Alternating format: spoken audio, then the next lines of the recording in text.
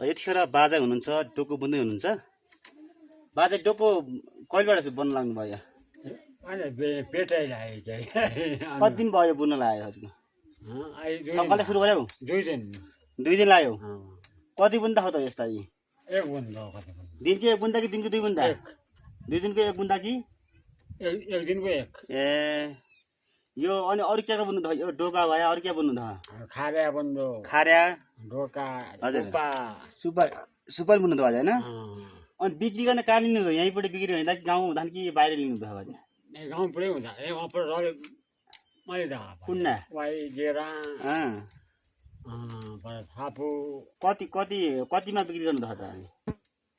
कति हुन्छ 250 रुपैयाँ गर्दा 500 डोका गर्दा ए हजुर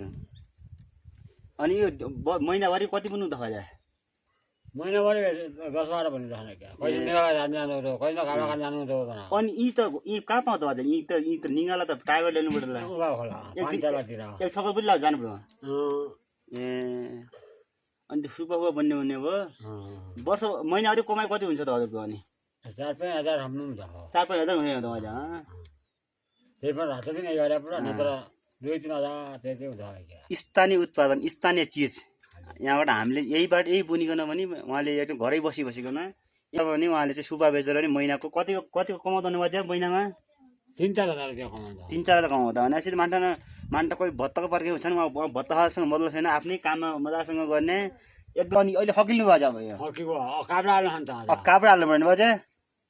अब यहाँ हेर्नुहोस् यो डोका काब्रा काब्रा काट्न जानु पर्यो ल्याउनु पर्यो त हाल्नु पर्यो अहिले बाजे डोका कहिलेबाट बुन्नु त धेरै अगाडिबाट हो कि आजभोलि बुन्नु लाग्नु छ त यहाँ अहिले 10-12 वर्ष भयो